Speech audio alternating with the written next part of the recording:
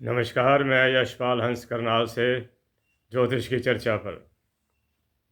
आशा है आप प्रसन्न होंगे। आज मैं किसी विषय विशेष पर नहीं, भिन्न भिन्न ज्योतिष के योगों पर आपसे बात करूंगा, जो कि आपके लिए लाभकारी भी होंगे और वर्तमान समय में जो स्थिति चल रही है उसके भी अनुकूल होंगे। सबसे प्रथम मैं आपको ये बताना चाहता हूं कि किसी व्यक्ति के अगर चंद्रमा लगन में बैठा हो और अच्छी ठीक राशि में, वृश्चिक राशि में नीच का ना हो जाए, सिंह में हो या किसी और मित्र क्षेत्र के अंदर हो, और ऐसा व्यक्ति अगर विदेश जाने का प्रयास करे तो वो चला जाता है, उसके कागज़ बन जाते हैं, उसका सिस्टम सही हो जाता है, वो विदेश जा सकता है। ऐसा मैंने बहुत देखा, यजमानों के भी देखा, अपने परिवारों के भी देखा। दूसरी बात आपसे ये करता हूँ, जो लगभग मैं किसी और की बात नहीं करता, मैंने बहुत हद तक सिद्ध पाई कि अगर किसी का लगन में दूसरे भाव में चंद्रमा और 12वें में केतु बैठ जाए, उसका विदेश जाना सुनिश्चित हो जाता है। वो जहाज में बैठेगा, समुद्र पार की यात्राएं करेगा ही करेगा। लगन में दूसरे, लगन में हो चंद्रमा या दूसरे हो और 12वें घर के अंदर केतु आ जाए, विदेश जाने के योग प्रशस्त हो जाएं।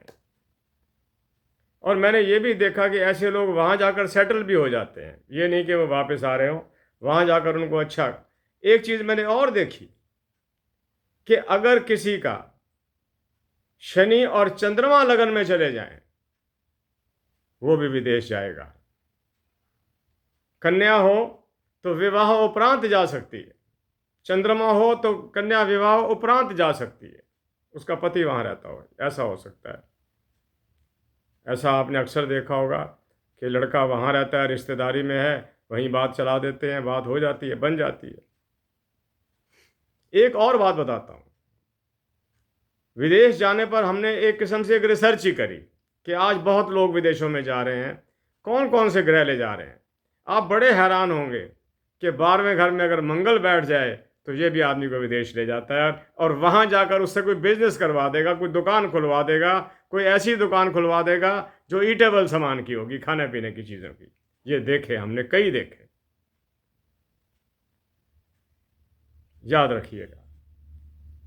और ऐसे व्यक्तियों को उधर से ही न्योता आ जाता है, शादी का आ जाए या कोई स्पॉन्सर कर दे, ऐसा होता है। ये तो थी विदेश जाने की बात। वीडियो तो मेरा 5-6 मिनट का बन ही जाता है। मेरी कोशिश होती है कि मैं वो कोई बात करूं जो मेरे जीवन में मैंने आजमाई हुई हो, जिसके फैक्ट्स मैंने देखे हुए हो, जिसकी असलियत मेरे को पता हो, कुंडलियां मेरे सामने आई हो।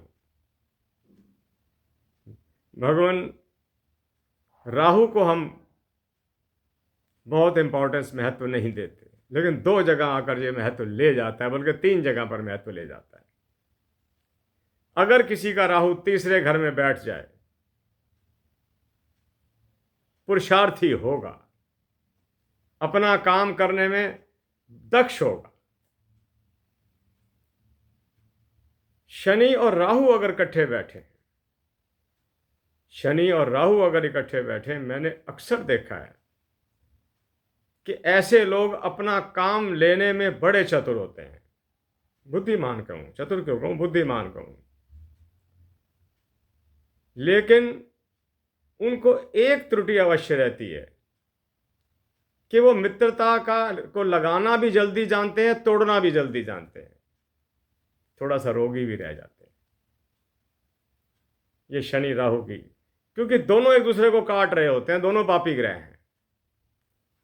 अगर कहीं राहु 9वें भाव में बैठ जाए, राशि भी ठीक हो, जैसे बृहस्पति की राशि धनु या मीन है, शुक्र की राशि वृष या तुला है, बुध की राशि मिथुन या कन्या है, उसमें अगर कहीं राहु बैठ गया है, that man will be a counsellor, he will be a professor, he will be a lecturer. वो दूसरों को पढ़ाएगा, समझाएगा, उनके मनोबल को ऊंचा करेगा। सबसे बड़ी बात ये, उनके मनोबल को ऊंचा करेगा। ये शक्ति किसी किसी के अंदर होती है, मनोबल गिराने वाले तो आपको 99% मिल जाएंगे, मनोबल उठाने वाला आपको 1% व्यक्ति मिलेगा। वो राहु के कारण होगा।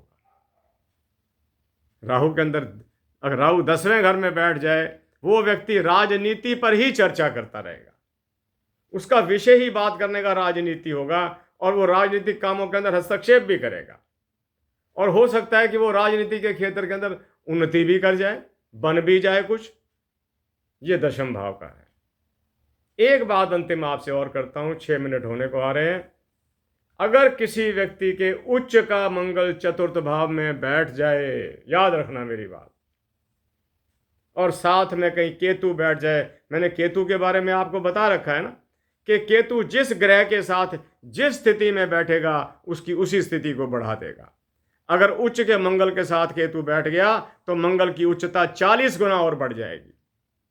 चौथा भाव, जमीन, property, landed property, property dealing, इन चीज़ों के अंदर ना तो उसके पास घर की कोई कमी होगी, ना उसके पास कोई प्रॉपर्टी की कमी होगी, क्योंकि चौथा घर रिलेटिव सुखों से करता है।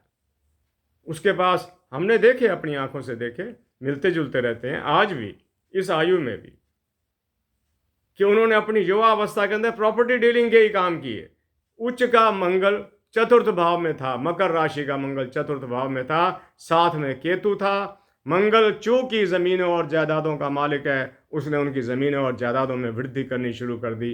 प्रॉपर्टी लेते गए, खरीदते गए, बेचते गए, कहीं अपने लिए रखते गए, कहीं आगे बेच दी।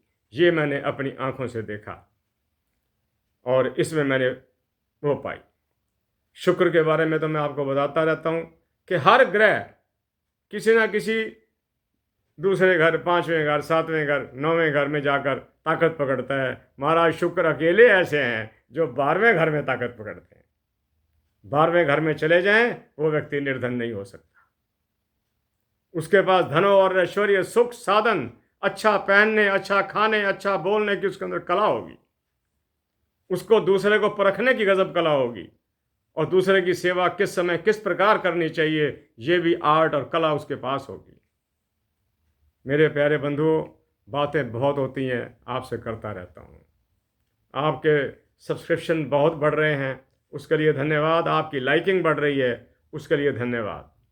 मेरी कोशिश होती है कि बात को ठीक तरीके से शुरू करके बात को ठीक तरीके से ख़त्म किया जाए, ताकि आपको इन छोटी छोटी बातों की समझ आए, जो हमारे लिए भले ही छोटी हों, हो सकता है आपके लिए बहुत बड़ी हो। मैं आपके कल्याण की कामना करता हूँ। प्रभु से निवेदन करता हूँ कि आपको सबको, पूरे जहान को, पूरे जगत को सुखी रखे। अगर हम सब सुखी रहेंगे तो हमारा कोई झगड़ा नहीं होगा। झगड़े तब होते हैं जब कोई पक्ष दुखी होता है, कोई पक्ष सुखी होता है। घरों में भी देख लो आप, यही स्थिति मिलेगी।